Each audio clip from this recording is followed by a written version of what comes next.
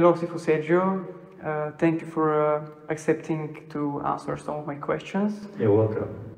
I have a few questions about this new project that you recently started.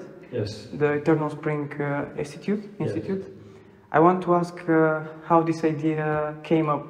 What was the first thing that fired the idea?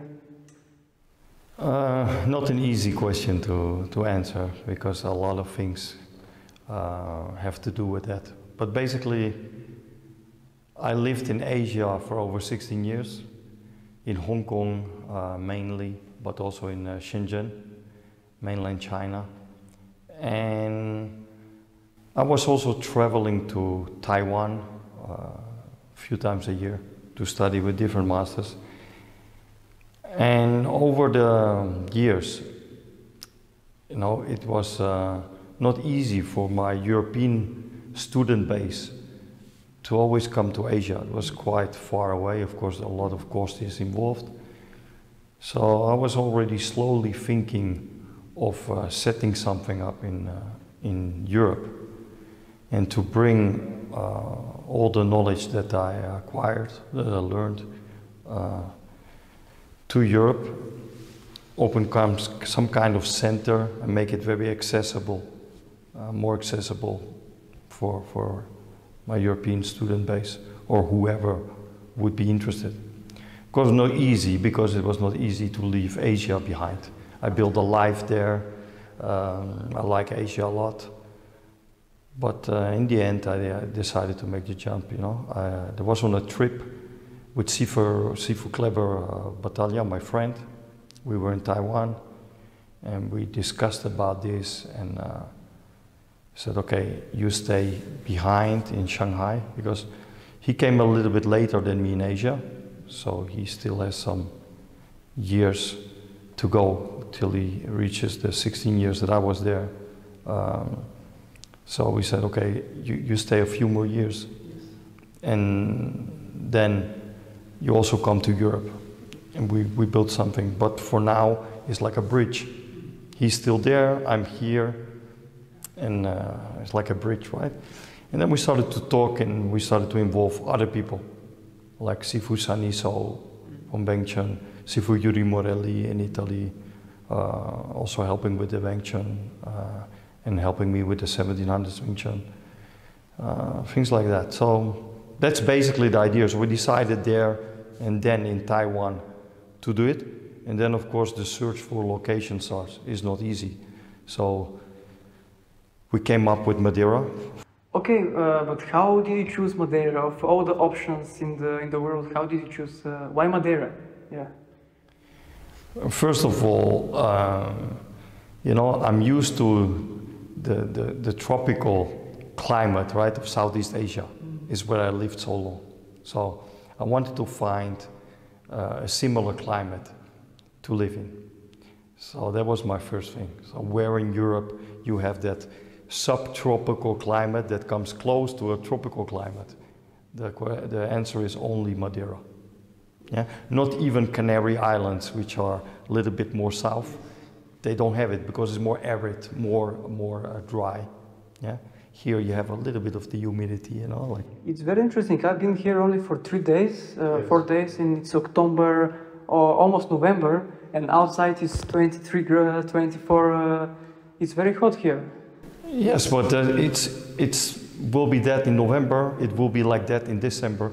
Last year, Christmas Day was here 25, 26. So you basically don't have a winter, like a hard winter? No, really, no. It's the same, almost the same like Hong Kong, where I lived all the time. Just a little bit more cool in the summer months, you know.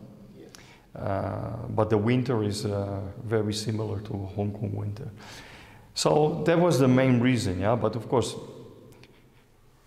the stunning nature helps. Yeah? As you can see, many of the roofs here of the houses, right? They have these Chinese roofs, yes. Because there is some connection there. Don't want to get into that in this video, yeah. In this interview, it takes too long. But that's another point. And then Madeira won now for the 9th time best island destination in Europe, and is also now already won 8 times best island destination of the world. It's the most underrated place still, although it won all those prizes in Europe. It's fantastic. Yeah. Was it hard in the beginning to come here without knowing the place? Was it hard to settle down, to find the place, to connect? Of course, you know, you have to imagine.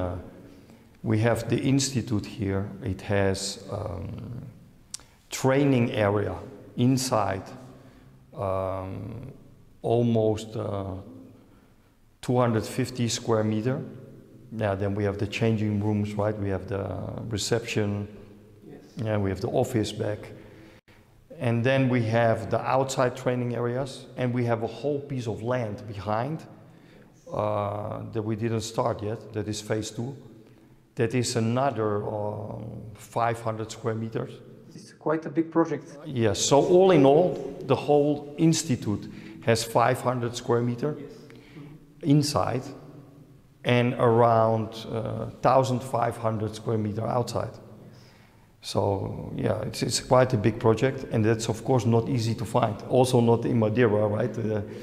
It is not easy, so there was a search, and then all the renovations and stuff, but yeah, the universe helps. Of course, yeah. It always does. Yeah. Yeah, of course. Okay, if you can summarize, say it briefly, what is the main mission of the Eternal Spring Institute? The main mission is bringing authentic Chinese Kung Fu to Europe, you know, like, let's say, without too much of own interpretation, you know, really like how it is taught at the place of origin, to teach it exactly like that here, and give people like a clear way of learning without necessarily needing to shift association. Yeah? For example, let's say somebody has his own association. He is very welcome to start one of our programs at the Eternal Spring Institute. That means he comes here regularly and takes lessons, and then can introduce one of those programs, no matter if it's a Yang Tai Chi Chuan, 1700s Wing Chun, Weng Chun, or Mei Su Wang, Fujian White Crane, Weng Chun. He can introduce one of those syllabus in his association or school, and then get like a recognition from the Eternal Spring Institute. So he would have his own logo, his own identity, but then is recognized by the Eternal Spring Institute. If he, for example, teaches 5 times a week Yip Man Wing Chun, and he says, okay, 2 times a week I want to teach also Mei Su Wang, then what happens is, for example, from 7 till 8:30 he teaches Yip Man Wing Chun, then 8:30 he changes the shirt to the Mei Su Wang t-shirt, and he teaches that in name of the institute. Yeah? So that is the idea, and now yeah, we just started with that. We have already several associations on board.